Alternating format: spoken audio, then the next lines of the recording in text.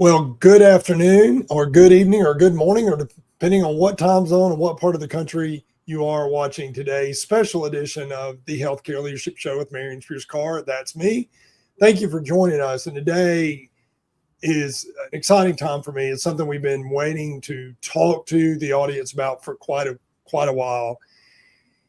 And the topic is from the C-suite to the frontline, CalleoHealth and Inflow executives. And that's our two companies that have created a strategic relationship or strategic partnership because we serve the same communities in the healthcare space.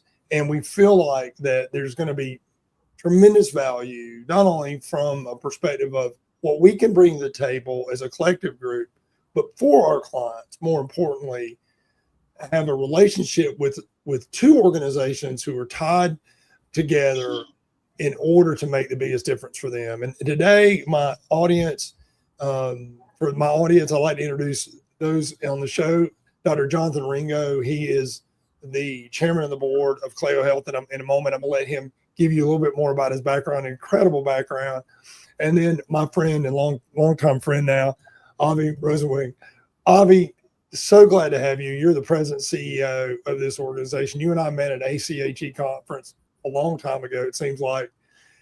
Dr. Ringo, yeah. I'm so glad to have you on the call. And I'm just going to hand it off to you, Avi. I'd love for you to introduce yourself, and maybe you can introduce Dr. Ringo. And what we're going to talk about, for those of you watching live, let us know in the comments, or if you watch the replay, let us know in the comments.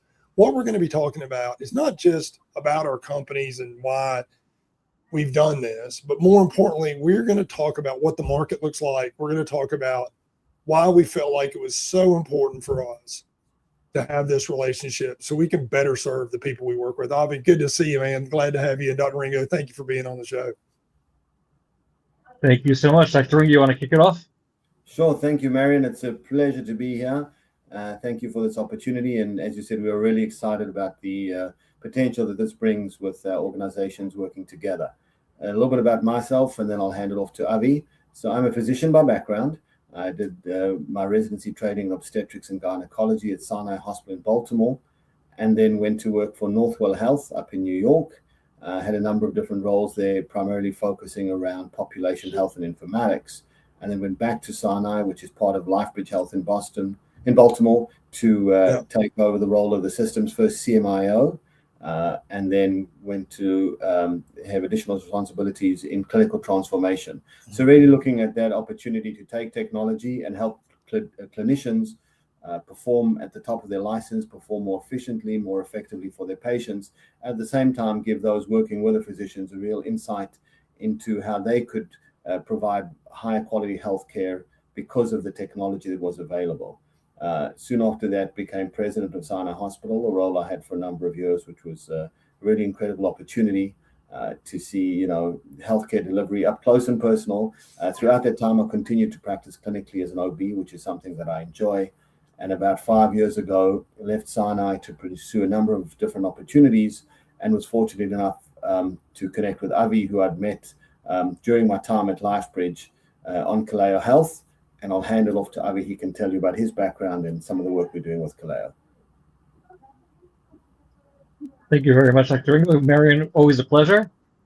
Without all the wonderful details, Calleo has really been focused for a bunch of years on trying to bring new technologies into the healthcare space, specifically driven and designed by improving both clinical outcomes and financial outcomes. And along the path that we've taken, really led by Dr. Ringo's vision coming from a value-based care space, is we look at pain points within healthcare systems, whether it's practices or hospitals or SNFs, and we try to identify opportunities where we can really add substantial value.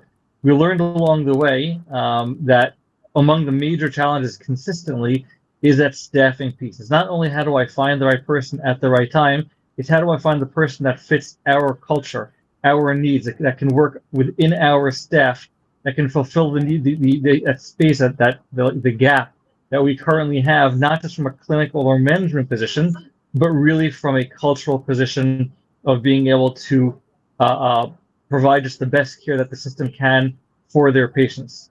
So with that, we started looking initially at skilled nursing facilities. We expanded beyond that to medical practices to healthcare systems. And Marion, of course, knowing you for a long time, we realized the opportunity to, we really are our hand in glove. We fit perfectly because we don't focus on that senior management, but that senior management role is so critical in defining what the culture is, and then finding that those lower managers or the clinicians or even just the general staff people were able to fit into the culture of the healthcare system. It just became an obvious fit for us. Yeah, and when you approached me about this idea, we were talking about a different project that you were on, and when we got to talking about what I had launched, and for those of you who don't know me, my background is real briefly. I've been in the executive search and leadership development space for 35 years. Kind of I don't know if I'm a serial startup guy, but I've started up a couple firms. And this new iteration, Inflow Executives, is a firm that I launched 3 years ago. And our whole goal with Inflow Executives was to build these type of strategic partnerships, strategic relationships where we were more than just a one-off vendor for our clients. And when you approached me, when you and I started talking about it, it made so much sense for us to be connected to each other, so that when we walk into an organization, be it on my side of the house or your side of the house, that we can solve problems from the front line, which is such a critical challenge. I want to get into that in a minute. We're like, what being line and frontline staffing and why it's so critical to have the right partner all the way to the C-suite, as we say. But the whole goal for everyone listening is we're here to change the model of what that would look like. Rather than having multiple vendors, multiple relationships with various degrees of performance, by working with this relationship, our goal was, one, to solve those problems across the enterprise. And secondly, and more importantly, develop a relationship where we are your valued partner, your trusted partner. And so that's the whole goal. So for the audience, I would love for you guys to talk about, Dr. Ringo or Avi or both, what was the problem that you were trying to solve when you said you've been in the technology space, you've been solving problems, particularly on the value-based care side of the house, and when you moved into the staffing space, what was that gap that you said we can fill, the problem you could solve?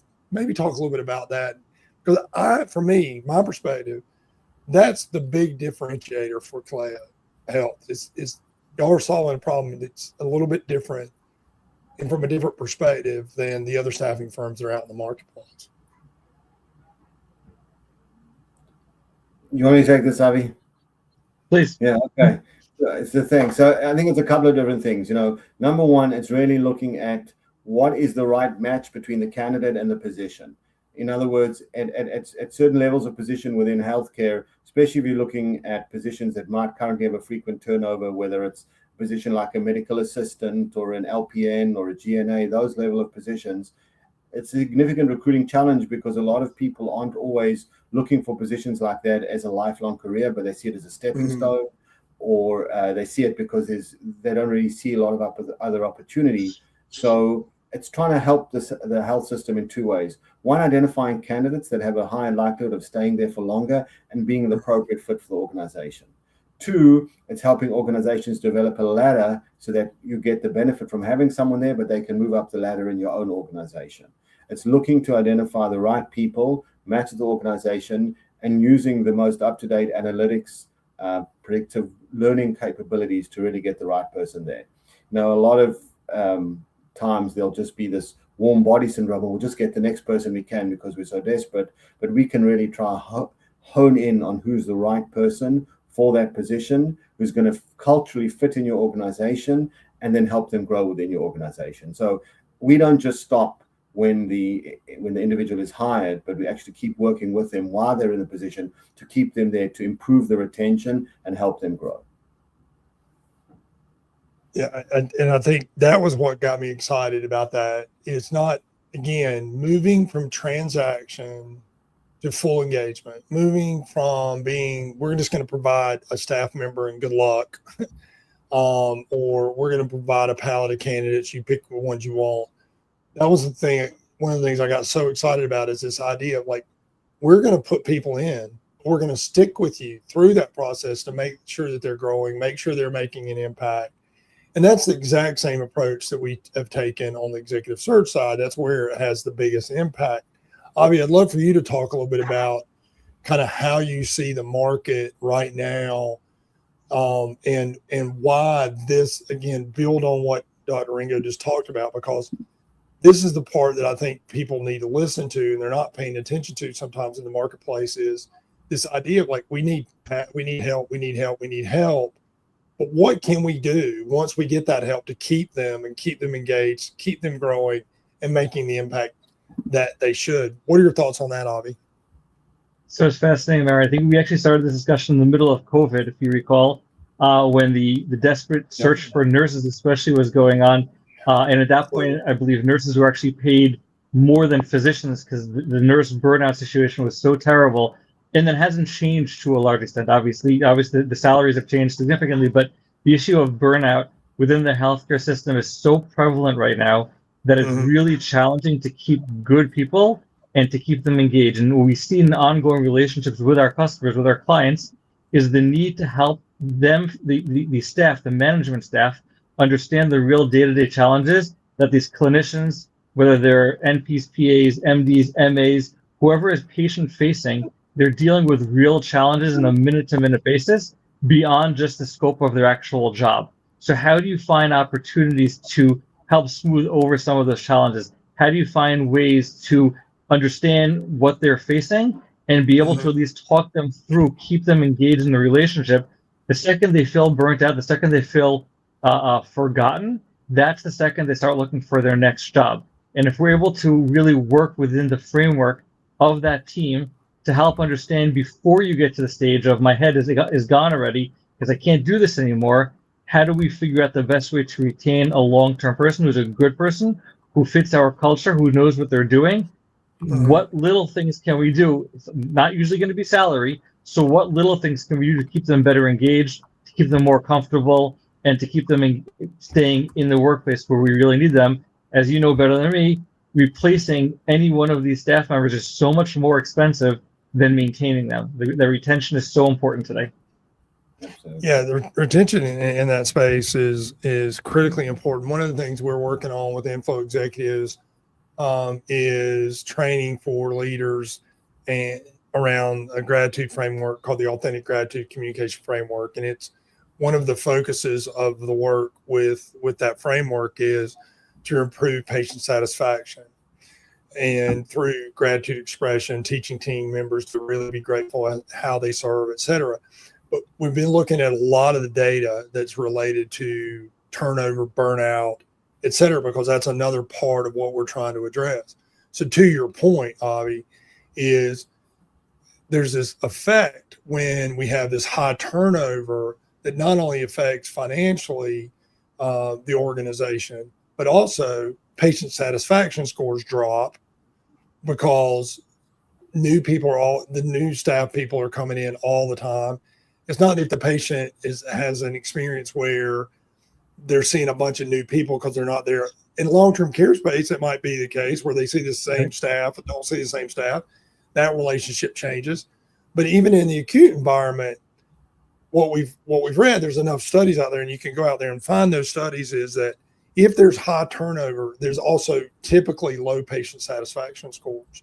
So when healthcare organizations are looking at retention, sometimes they leave that as the domain of human resources or organizational development, et cetera. But there's a direct connection between turnover and patient satisfaction that people are missing. So I love the fact that you're focused on that. And by the way, checking in, and if you're watching live or if you watch the replay, we check the comments. We want to know you're out there. Please post in the comments. Let us know you're there. And if you have questions for Dr. Ringo and Avi, please post them in the comments, even after the show if you watch the replay. That's the whole goal here. But Sarah Ellis is checking in from Abu Dhabi. Thank you. And she says, thank you for hosting CalleoHealth. Dr. Ringo, Marion, exactly to your point. Yeah. as you talk about culture, right? So one of the things that we really look at is the culture starting at the top has to be passed along throughout the different levels of the staff. And exactly to your point, when you have turnover, a charge nurse or a chief nursing officer could try to implement whatever rules and regulations they want. But if there's constant turnover, they're constantly having to reteach. That leads to just additional frustration. So often that middle management position, that charge nurse, has such an impact, whether it's on a new nurse coming in straight from nursing school or even on an experienced nurse, in creating an environment. So you can see sometimes even more turnover in one department, less in another, and you start looking and trying to understand what was going on, where your particular nurse was placed in which department. That middle management position takes that key from the senior management. If they know how to implement it well, it makes a huge difference in that retention opportunity. Yeah, I think, and thank you for sharing that, because I this is the point of also the point of our relationship, is because we want to make sure the right senior people are in place too. Like, if there's an organization out there that's like, we got problems all the way from top to bottom or middle, wherever it is, that's part of that part of what the problem we're trying to solve. Dr. Ringo, I want to come back to you for a moment. When you look at these challenges from a provider, you've been a provider and you've ran provider organizations and at the highest level as a physician, what are some of the things that would be really important to physician and physician leaders about having an organization like this partnership, CalleoHealth and Inflow Executives, that would make a difference for them in terms of the type of team that are being put together, et cetera? I'd love for your perspective, because you've been in the trenches, you've been at the front line as a physician leader. I'd love to hear your insights on that as well, because I think that's part of what we're really trying to solve here. Absolutely, and I think your last comment is key to this. You say we're trying to solve here. Physicians are really trying to help their patients solve a clinical problem, identify what's causing the challenge, what's causing the issue, and then come up with a diagnosis and treatment plan. And one of the many things that you learn in residency and medical school is that you don't do this alone. It takes a complete team. That when you're working in the hospital, your whole team is helping you, whether it's the nursing team, respiratory therapy, pharmacy, running a hospital. It's all the same piece, that no one can do this alone. Every single thing is a real team sport. This team that's working together and a team that's focused on the same goal. And when you are working in that clinical environment, trying to take care of your patient, and you know that everyone on the team is standing there with you, and they have the same goal and the same expectations, then that makes what you're trying to do so much easier, but that makes it much better care for the patient as well. And I think that's something that we really try to focus on, is we want to bring partners and new employees for that organization who are going to continue working alongside that team, who are going to follow the culture, follow the aims, and really be there for them. That it's not just another person, but it's someone who's the absolute the right fit. Because just the same thing with medication. If you give the wrong medication, it's not going to work. You're going to develop antibodies and react against it. You bring in someone in the workforce, in the workplace, who's not the right fit, you're going to do the same thing. So we put a lot of thought, not just into the individual candidates, but into processes for screening them, for making sure they're there. And once they're in, making sure that they continue to be a right fit and working right alongside them. And that's a significant benefit for anyone in that organization who's providing care, because you know that everyone who's with you is on the same team and has the same goals. Yeah, thank you for that answer. Gina Tipton is checking in from Gray, Georgia. Gina is a hospital executive and nursing leader and a whole bunch of different things. So she definitely has insights. Gina, thanks for being in the audience.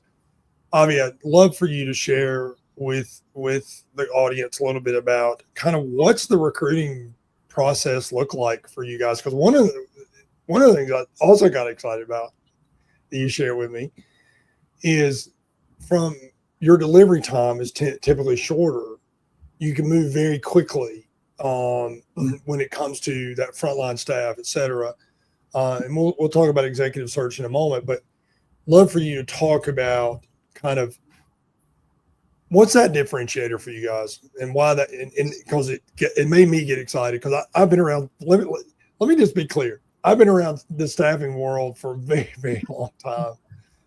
I started out in 1991 doing recruiting, and my first search was a ICU manager, and that's how I got my career started. So I'm very familiar with that process. But the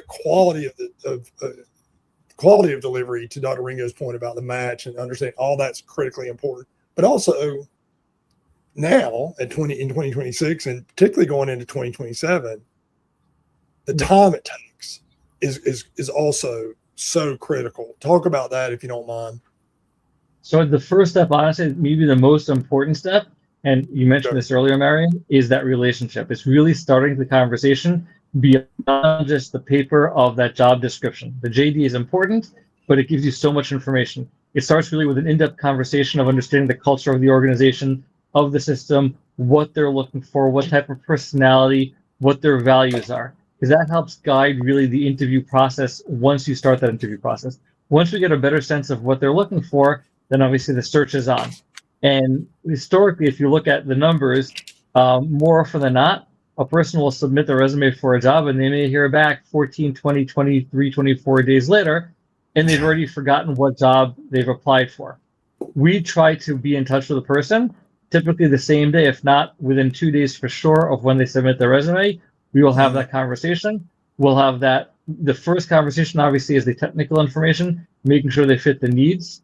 But the next level of conversation really goes to understanding the culture of the person, how they're going to or not going to fit. We're able to explain to them what the system is looking for, and then be able to ask the appropriate questions to make sure that the fit is right before sending them on for that interview within the actual system. Beyond that, of course, we have a whole suite of opportunities that we can offer to a system if they want, from drug testing all the way through some of the onboarding processes. That depends on who the customer is, what their interests are. But in general, the most important thing is really trying to understand culturally what the needs are, and then as quickly as we can, getting that word out, getting right immediately in touch with the prospective candidate, and filtering it out as fast as we can.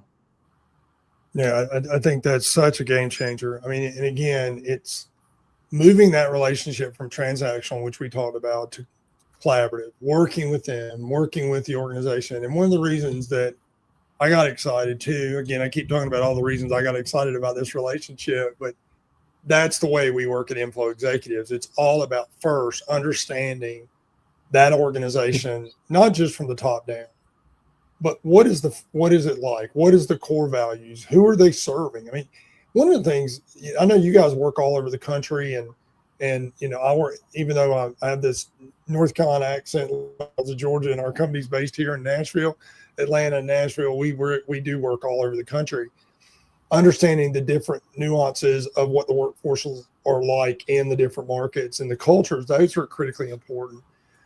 Dr. Ringo, I would love for you to maybe share with us too, is why having your level, having that clinical understanding, the clinical operations understanding, having that, being an executive in a hospital, running a big program like you've ran, how that's influenced how CalleoHealth has come to market and what y'all do, because I think that is also, not many of the firms that we compete with had that kind of leadership. So I'd love to hear a little bit about your thoughts in that regard. Sure. So, when we set out to design this program, the lens through which we looked at it was, if we were sitting at the other side of the table, or when we were sitting at the other side of the table, what would we want to see? What made a difference for us? What were some of our challenges? So every single piece that we built into it was to answer one of those questions. If I'm a hospital leader, if I'm a healthcare executive, having a challenge or trying to improve the way that I hire individuals, what were the gaps in the marketplace? What would really speak to me? And so that's exactly how we designed our program. As I said, it's not just someone who's going to look at this as a short-term commitment or a short-term relationship, hire the candidate and move on, but someone who's going to really get involved in your organization, meet with the HR team, get to know what they look for, make sure that after you've hired someone, there's a feedback to the hiring manager on an ongoing basis. If the candidate or now the new employee has challenges, address them with a hiring manager, feed that back to the employee. So really keeping that 360-degree loop going, not just prior to hiring, but post-hiring as well. So that is something that we really, really, focus on and look at. And then it's when in the interview phase or in the evaluation phase of the candidate, what are the key success factors that are going to make them succeed in their new role at this organization? What is the culture of the organization? What is the leadership structure of the organization? What are the advancement opportunities in the organization? So looking at all those factors to make sure that it's the right cultural fit, that it's an employee that's going to succeed and thrive in the new organization, and making sure that any small issues are addressed straight away and they don't fester, but keep that employee there. Yeah, I totally agree with you. And I think when as a collective, we work with organizations and we stress that is so important. So thank you for that. Gina has got a great comment here. And I think this speaks to the core of what Avi, you and I and Dr. Ringo are trying to achieve with the organizations, relationships, et cetera, in the marketplace. She says it is the employees that make the difference for the patients. It's those people. I mean, obviously the clinicians provide the structure and the leadership, the physicians, obviously the PAs, the nurses, et cetera. But ultimately, just in the grand scheme of things, it's those group of employees that make the experience of the patients one way or the other. And the staff, all of those people deserve the best from our companies, from our leadership, et cetera. Gina, I think that comment, it really is on point. Thank you for sharing that. And Marion, I think to that point, sadly, unfortunately, given the situation where you're dealing with people who are sick, sometimes end of life, they're getting the worst of the patient. They're not seeing the patient at their best. They're dealing with constant, unintentional, but constant abuse and pressure from the patient, from the families. And we expect them to respond with a smile. We expect them to respond professionally and respectfully. And it's such a challenging ask. And if you don't have the right team in place, you don't have the right corporate culture, in quotes, that culture within that team, it is so difficult to be able to really provide the most important services anybody is going to get with that smile, with that respect.